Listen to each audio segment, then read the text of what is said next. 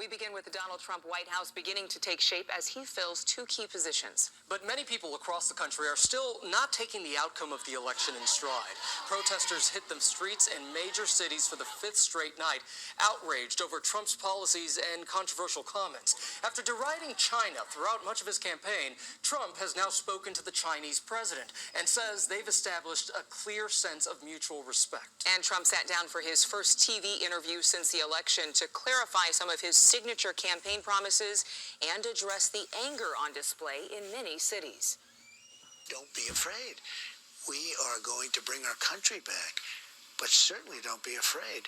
You know, we just had an election, and sort of like you have to be given a little time. Mr. Trump was also asked about acts of violence popping up in his name or against his supporters, and about reports of racial slurs and personal threats against minorities by some of his supporters.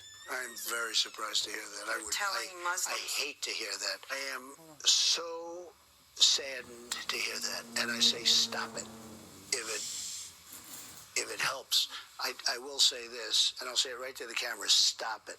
Trump addressed a number of his top campaign promises during the 60 Minutes interview, including building a wall along the Mexican border. They're talking about a fence in the Republican Congress. Sure. Would you accept a fence? For certain areas I would, but certain areas the wall is more appropriate. I'm very good at this. It's called construction. And on his campaign pledge to deport millions of undocumented immigrants, he said that would begin immediately. What we are going to do is get the people that are criminal and have criminal records, gang members, drug dealers. We have a lot of these people, probably 2 million, it could even be 3 million. We're getting them out of our country or we're going to incarcerate.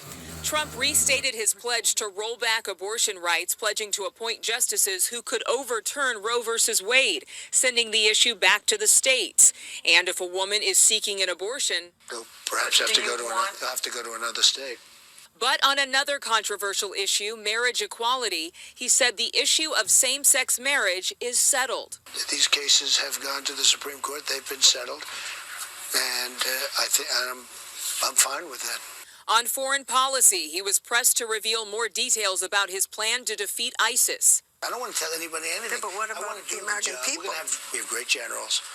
We have great generals. You said you knew more than the generals about ISIS. Well, I'll be honest with you, I probably do, because look at the job they've done. Another priority for the president-elect, repealing and replacing Obamacare. He said people with pre-existing conditions would be covered under a new plan, as would older children living at home. And regarding his frequent use of social media, he's leaving open the option to use Twitter to speak to all Americans. I'm going to do very restrained if I use it at all. I'm going to do very restrained. I find it tremendous. It's a modern form of communication. President-elect Trump also telling 60 Minutes he would decline the president's $400,000 salary and will only take $1 a year.